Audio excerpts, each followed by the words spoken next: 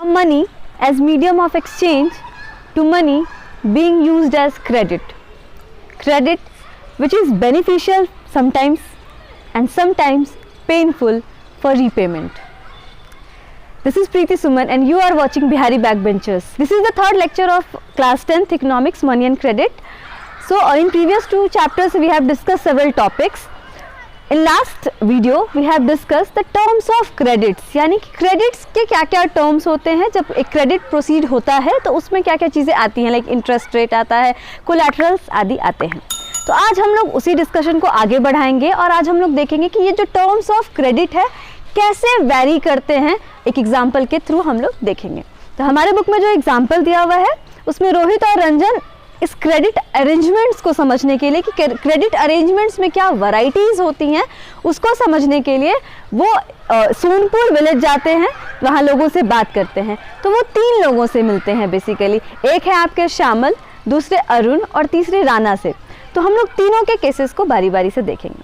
श्यामल एक small farmer है जिसके पास 1.5 एकड़ का लैंड है, लेकिन उसको हर साल खेती करने के लिए क्रेडिट लेना होता है, यानी लोन लेना होता है कहीं ना कहीं से. कुछ सालों पहले तक वो एक लोकल मनी लेंडर से लोन लेता था जिसका कि इंटरेस्ट रेट 5% पर मंथ था, यानी कि एक साल में अगर वो लोन को रीपे कर रहा है तो उसको 60%, 12 into 5 60% का इंटरेस्ट रेट देना पड़ता था, which is very costly. But in recent years में क्या हुआ है कि ट्रेडर्स वहाँ अप्रोच करते हैं और ट्रेडर्स ने श्यामल को कहा कि आपको हम लोन प्रोवाइड करेंगे खेती करने के लिए on interest rate of 3% per month. तो आप देख रहे हैं कि एक डिफरेंस है 60% टू हम लोग आ गए हैं 12 into 3 36% पर एनम पे, पर ईयर के इंटरेस्ट रेट पे आ गए हैं. तो इससे थोड़ा सा कॉस्ट कम होता है. एट द सेम टाइम जो ट्रेडर्स हैं वो लोन देने के साथ साथ एक प्रॉमिस करते हैं किसान के साथ, एक प्रॉमिस होता है उनके बीच में कि जो फसल होगी, जो क्रॉप होगा वो किसान उनको सेल करेंगे. इससे इंटरेस्ट से भी फ़ायदा हो रहा है ट्रेडर्स को, एट द सेम टाइम उनको लो रेट पे कम प्राइस पे मिल जाता है क्रॉप, जिसका कि फिर लेटर जब सीज़न नहीं होगा, प्राइस बढ़ेगा तो वो सेल कर सकते हैं और बेनिफिट कमा सकते हैं. तो ये हमने देखा श्यामल का केस. नेक्स्ट केस है अरुण का. अरुण एक बड़े किसान है, एक बिग फार्मर है जिनके पास 7 एकड़ का लैंड है और वो कुछ लेबरर्स को भी अपने खेत पे काम करने के लिए रखते हैं, खेती में उनसे मदद लेते हैं. तो जब ये दोनों दोस्त पहुंचते हैं वहाँ पे, उनसे पूछते हैं कि आपका क्या प्रोसीजर है क्रेडिट का, या क्या आपको लोन की ज़रूरत पड़ती है. वो कहते हैं हाँ हमें भी लोन की ज़रूरत पड़ती है. पर वो कुछ गिने चुने किसानों में से हैं सोनपुर के जिनको बैंक से लोन मिलता है और उसका इंटरेस्ट रेट है 8.5% पर एनम, यानी कि पर ईयर उनको सिर्फ 8.5% का इंटरेस्ट रेट देना पड़ता है. जब फसल हो जाती है तो फसल के एक हिस्से को बेच के वो लोन जो है वो रीपे कर देते हैं और बाकी जो बचा हुआ फसल है, लाइक पोटैटोज अगर जो बचा हुआ है तो उसको कोल्ड स्टोरेज में वो रखवा देते हैं. कोल्ड स्टोरेज में रखवाने के बाद उनको रिसिप्ट मिलती है कि उनके पास इतना उनका जो फसल है वो कोल्ड स्टोरेज में है, एंड फर्दर फिर उस रिसिप्ट को एज अ कोलैटरल यूज़ करके वो बैंक से नेक्स्ट टाइम भी लोन ले लेते हैं. तो हम देख रहे हैं यहाँ पे कि श्यामल के लिए थोड़ा डिफ़िकल्ट था किस तरीके से वो मनी लेंडर एंड फिर उसके बाद फिर वो ट्रेडर्स के पास जाते हैं लोन लेने के लिए. पर यहाँ अरुण के लिए बहुत आसान है क्योंकि वो बैंक से डायरेक्टली लोन ले लेते हैं और उनको बहुत आसानी से लोन मिल जाता है. अब थर्ड केस है राणा का. राणा जो है ये एक लैंडलेस लेबरर है, यानी कि इनके पास अपनी ज़मीन नहीं है.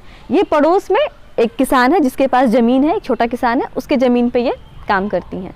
तो राणा को अपने डेली एक्सपेंसेस के लिए, लाइक कभी उनके घर में कोई बीमार पड़ गया या कोई फैमिली फंक्शन है, तो इसके लिए भी उनको लोन लेना पड़ता है क्योंकि उनका इतना इनकम नहीं है. ऑफ सीजन्स में उनके इनकम बंद हो जाते हैं तो इसके लिए उन्हें क्रेडिट पे डिपेंडेंट होना पड़ता है. वो लोन लेने के लिए किसके पास जाएंगे? जाहिर सी बात है उनके पास ज़मीन वगैरह नहीं है तो उनको बैंक से लोन मिलता नहीं है. इसके लिए वो उस किसान के पास जाती हैं जिनके यहाँ वो काम करती हैं और उन्हें लोन मिल जाता है.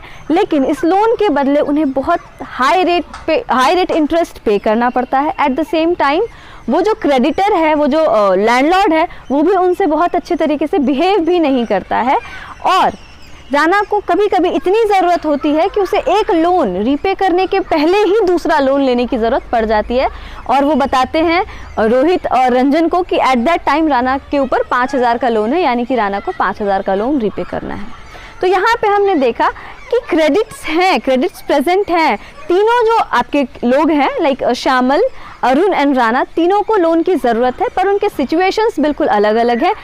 क्रेडिट अरेंजमेंट अलग अलग है। फर्स्ट केस में जो शामिल है वो पहले मनी लेंडर से, देन ट्रेडर से ले रहे हैं क्रेडिट, लोन ले रहे हैं। सेकेंड केस में अरुण है जो कि एक बैंक से लोन ले रहे हैं जिनका कॉस्ट भी कम है। थर्ड केस में राना है जो कि एक लोकल कह सकते हैं लोकल पर्सन से या फिर अपने लैंडलॉर्ड से वो ले रही हैं लोन। तो तीनों सिचुएशंस अलग है। हमने एग्जाम्पल के थ्रू जाना। एक और सोर्स ऑफ क्रेडिट है, एक और सोर्स है जहाँ से लोन लेते हैं लोग, that is called corporative society और कॉपरेटिव्स। ये क्या है, कॉपरेटिव्स क्या है? तो ये एक्चुअली इसमें डिफरेंट वैरायटी के कॉपरेटिव्स हो सकते हैं। लाइक अगर हम बात करें कि फार्मर्स की कॉपरेटिव है तो उसमें कई सारे फार्मर्स जो हैं वो साथ में आते हैं, एक काइंड ऑफ ग्रुप बनाते हैं और वो अपने रिसोर्सेज को पूल करते हैं, यानी कि वो अपने रिसोर्सेज को एज अ कलेक्टिव यूज़ करते हैं। उसमें सब लोग कुछ कुछ पैसे जमा करते हैं। मैं आपको एग्जांपल के तौर पे बताती हूँ। फॉर एग्जांपल 5 किसान हैं यहाँ पे, हम लोग पाँचों मिल गए, हमें लोन की ज़रूरत है पर हमें काफ़ी मुश्किल होता है, मनी लेंडर से पैसा लो तो बहुत महंगा पड़ जाता है। तो हम क्या करेंगे, आपस में हमारे पास जितने भी पैसे हैं वो हम जमा कर लेंगे, ठीक है। थोड़े थोड़े लैंड भी है, हम लोग उसको भी इंक्लूड करेंगे और उस पैसे को फिर एज ए कोलैटरल यूज़ करके हम बैंक से भी लोन ले सकते हैं। और उस लोन को हम लोग क्या करेंगे, अपने पर्सनल यूजेस के लिए खर्च नहीं करेंगे बल्कि एग्रीकल्चरल यूजेस के लिए करेंगे। जो एग्रीकल्चर में ज़रूरत है हमें, लाइक सीड्स की ज़रूरत पड़ती है, फर्टिलाइजर्स की ज़रूरत पड़ती है, पेस्टिसाइड्स की ज़रूरत पड़ती है, उसको खरीदेंगे और फिर फसल होने के बाद उस पैसे को वापस रीपे किया जा सकता है। तो चूँकि बैंक से लिया गया है तो इंटरेस्ट रेट भी बहुत ज़्यादा नहीं होता है। हमारी सोसाइटी में कई तरह के कॉपरेटिव्स वर्क करते हैं, लाइक फार्मर के कॉपरेटिव्स हो गए, लाइक जो डेली वेज वर्कर्स होते हैं उनके कॉपरेटिव्स होते हैं, जो फैक्ट्री में काम करते हैं उनके कॉपरेटिव्स होते हैं, जो वीवर्स होते हैं जो कपड़ा वगैरह बुनने का काम करते हैं उनके भी कॉपरेटिव्स होते हैं। तो इसमें हम देख रहे हैं कि एक दूसरे के कॉपरेशन के थ्रू, एक दूसरे से मिल के वो क्या कर पा रहे हैं, आपस में ही वो क्रेडिट जनरेट कर पा रहे हैं और उनके लिए लोन लेना आसान हो पा रहा है। और इसी तरीके के कॉपरेटिव्स रोहित और रंजन को भी देखने को मिलते हैं, जो सोनपुर गांव जहां वो गए थे उससे थोड़ी दूर पे हैं और वो लगभग 2300 फार्मर्स का ग्रुप है, 2300 फार्मर्स का कॉपरेटिव है। हमने एग्जांपल्स के थ्रू डिफरेंट क्रेडिट अरेंजमेंट्स देखे और डिफरेंट सोर्सेज ऑफ क्रेडिट्स भी देखे। अब हम ये जो लोन्स हैं, जहाँ जिस सेक्टर से लोन लिया जाता है, इसको हम कैटेगराइज करेंगे, यानी कि हम 2 कैटेगरीज में देखेंगे। First is formal loan sector and second is informal loan sector. आपका जो बैंक एंड कॉपरेटिव्स है ये फॉर्मल लोन सेक्टर में आता है और जो money lenders, relatives, friends, traders, इन सारे जगहों से जो लोन लिया जाता है ये कहलाता है इनफॉर्मल सेक्टर लोन्स। किस बेसिस पे हम यहाँ कैटेगराइज कर रहे हैं, तो मैं आपको डिफरेंस बताऊंगी। जैसा कि हम जान रहे हैं, बैंक और कॉपरेटिव्स के बारे में जान चुके हैं कि जो लोन बैंक और कॉपरेटिव से लिए जाते हैं वहाँ लो इंटरेस्ट रेट होता है। इंटरेस्ट रेट एक ऑन एन एवरेज मिनिमम होता है, लो इंटरेस्ट रेट होता है। एट द सेम टाइम एक रेगुलेटरी बॉडी होती है, एक सुपरवाइजिंग बॉडी होती है जो आरबीआई है। इंडिया में रिजर्व बैंक ऑफ इंडिया जो है वो एक सेंट्रल बैंक की तरह काम करती है और जो लोन्स दिए जाते हैं बैंक्स एंड कॉपरेटिव्स के थ्रू उसको सुपरवाइज करती है कि क्या इंटरेस्ट रेट फिजिबल है या नहीं है। कहीं ऐसा तो नहीं कि बैंक बहुत ज़्यादा इंटरेस्ट रेट चार्ज कर रही है ज़्यादा प्रॉफिट कमाने के लिए। At the same time RBI ensure करती है कि जो लोन्स दिए जा रहे हैं कहीं ऐसा तो नहीं कि वो सिर्फ बड़े बड़े बिजनेसमैन को दिए जा रहे हैं। जैसे अपने विजय माल्या या नीरव मोदी का नाम सुना होगा, काफ़ी लार्ज अमाउंट में उनको लोन दिए जाते हैं। तो ये आरबीआई इंश्योर करती है कि कहीं सिर्फ उन्हीं लोगों को तो नहीं दिए जा रहे हैं। वो बैंक्स को बताती हैं, कॉपरेटिव्स को बताती हैं कि आपको आपस में डिस्ट्रीब्यूट करना है। जो स्मॉल प्रोड्यूसर्स हैं, जो स्मॉल फार्मर्स हैं, उनको भी लोन प्रोवाइड करना है। एट द सेम टाइम वो रिजर्व भी बताती हैं कि बैंक एक बार में कितना कैश रखेंगे अपने पास। जैसे हमने आपको शुरू में बताया था कि अभी 15% है। उसके बाद आरबीआई के पास जो बैंक एंड कॉपरेटिव्स हैं उनको इन्फॉर्म भी करना पड़ता है कि कितने अमाउंट का लोन दिया जा रहा है, किन किन लोगों तक वो लोन जा रहा है और इंटरेस्ट रेट क्या है।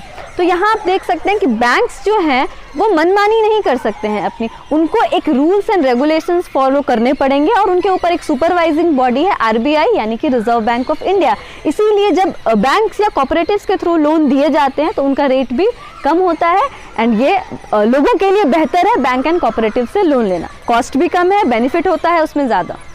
Second is informal sector.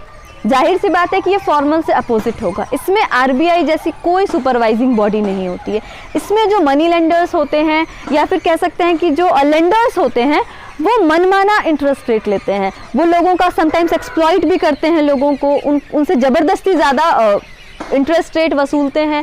कई बार तो ऐसा होता है कि लोगों का इंटरेस्ट रेट इतना हाई होता है कि उसका वो पेमेंट ही नहीं कर पाते हैं और उस डेथ ट्रैप में वो फंसे रह जाते हैं। कई ऐसे केसेस देखने को हमें मिले हैं विलेजेस में। जो पुअर पीपल होते हैं वो डेथ ट्रैप में फंसे रह जाते हैं। वो उन्होंने एक बार लोन लिया, उसका इंटरेस्ट रेट बहुत ज़्यादा है, वो इंटरेस्ट रेट बार बार पे कर रहे हैं और वो अपना जो प्रिंसिपल मनी है जितना उन्होंने लोन लिया था वो उसी को वापस नहीं कर पाते हैं। तो समटाइम्स लाइफ टाइम वो उस डेट ट्रैप में फंसे रह जाते हैं। उन्होंने जो भी इनका इनकम है वो मैक्सिमम अमाउंट इंटरेस्ट रेट पे करने में ही देते हैं।